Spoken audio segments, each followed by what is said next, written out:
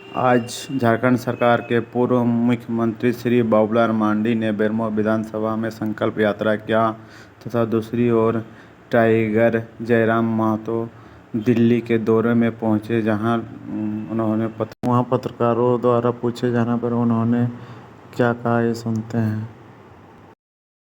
सबसे पहली बात है कि भारत देश का आज़ाद हुआ लगभग 75 साल हो गया। हमारे झारखंड का निर्माण को भी 23 साल हो गया।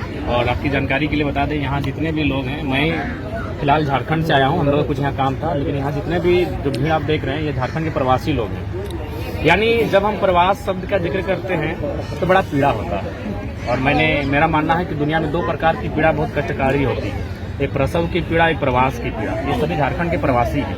और आपको हैरानी होगी कि झारखंड जो 40% खनिज संपदा देता है, कोल्स देता है, अभ्रक देता है, यूरेनियम देता है, थोरियम देता है, ऐसे अनगिनत मिनरल्स देता है झारखंड। तो 40% मिनरल्स देने वाला झारखंड अगर आज प्रवासी की पीड़ा को झेल रहा है, इसका मतलब है जितने भी केंद्र की पार्टियां रही हैं या जिन्होंने अब तक सरकारें बनाई हैं, उन्होंने केवल झारखंड की खनिज संपदा को लूटने का काम किया है। जब भारत देश का आगाज हो रहा था, उस समय हमारे देश के प्रथम प्रधानमंत्री माननीय पंडित नेहरू कहते थे कि जो आज उद्योग की स्थापना हो रही है आधुनिक मंदिर है। लेकिन आज अगर कभी आप झारखंड अगर ग्राउंड रिपोर्टिंग के लिए जाएंगे तो मुझे लगता है पूरे भारत में एकमात्र ऐसा स्टेट है जहां के लोगों के साथ आज भी दोहन किया जाता है, दमन किया जाता है, उनका उत्पीड़न किया जाता है। उदाहरण के लिए मैं बताना चाहूंगा, हमारे वहाँ एक यूरेनियम का खनन होता है, क्योंकि आज तक हमारी आवाज़ कभी दिल्ली तक पहुंची नहीं है। और सौभाग्य से मैं आया और मीडिया वाले यहाँ फेस करने का मुझे मौका मिला, तो मैं बताना चाहूँगा हमारे यहाँ यूरेनियम का खनन होता है। तो उस आसपास के 7 गांवों की रिपोर्ट कहती है कि जब यूरेनियम का खनन किया जाता है तो उसके रेडिएशन से लगभग 47 आउट ऑफ 100 यानी 47% महिलाएं मां नहीं बन पाती है, लेकिन फिर भी यूरेनियम का काम होता है। उसके बाद क्या होता है, उस यूरेनियम को हैदराबाद लेके जाया जाता है फिल्टर करने के लिए।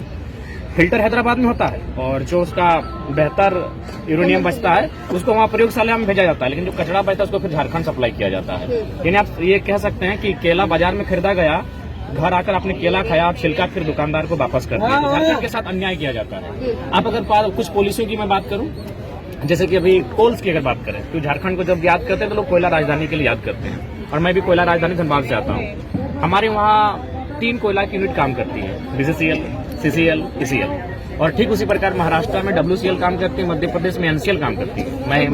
मैं महाराष्ट्र गया, वहाँ भी मैंने पता किया, वहाँ के जो खनन के डायरेक्टर हैं उन्होंने कहा महाराष्ट्र में से कोई घटना नहीं घटती है। लेकिन एक सप्ताह पहले मैं एक ऐसी घटना में मुआवजा दिलाकर आया हूँ जहाँ 3 महिलाएं जो खनन के काम से नीचे दब गई थी। अच्छा सर, ये बताइए, आपने तमाम समस्याओं का जिक्र जो है वो किया है, झारखंड में किस तरीके की चीजें हैं और किन पॉलिसीज पे आप काम कर रहे हैं, किन चीजों को लेकर आवाज उठाई जा रही है। मेरा एक सवाल ये है, अभी आपने कहा देश की आजादी को 75 साल हो चुके हैं, देश में राज जो है वो 54 साल तक कांग्रेस ने भी किया। आज वही कांग्रेस जो है वो अन्य पार्टियों के साथ अलायंस में है, इंडिया अलायंस है। वही जो बीजेपी आज सेंटर में है और जो झारखंड में भी सरकार आ सकती है, मैं नहीं कहूंगी नहीं आएगी, आज जो सरकार सेंटर में है, अब देखिए मौका है आप लोगों के हाथ में कि आपको क्या लगता है कि जो इंडिया अलायंस है, क्योंकि कहीं ना कहीं वो भी राज कर चुके हैं और किसी न किसी राज्य में सरकार चलाई जा रही है, तो क्या लगता है किस पर ज्यादा भरोसा है और किसे एज अ यूथ आप 2024 में इस बार मौका देना चाहते हैं? देखिए, सबसे पहली बात, हम लोग झारखंड में एक नई पॉलिटिक्स की स्थापना करने जा रहे हैं और उसका नेतृत्व हम लोग ही कर रहे हैं। उसी पर्पज से हम लोग दिल्ली भी आए थे जानकारी एकत्रित करने के लिए।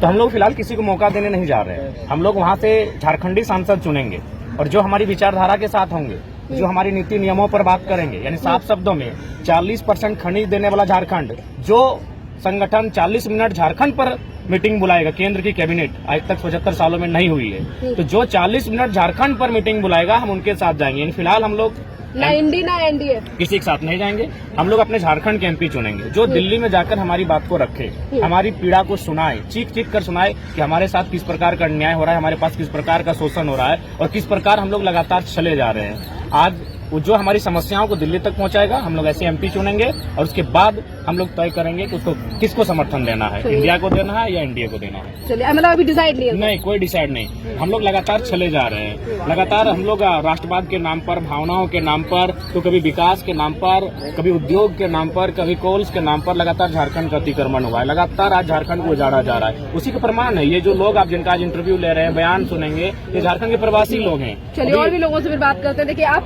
क्या नाम है आपका? दिनेश साहू। दिनेश जी, आप बताइए किसे 2024 में मौका देना चाहते हैं?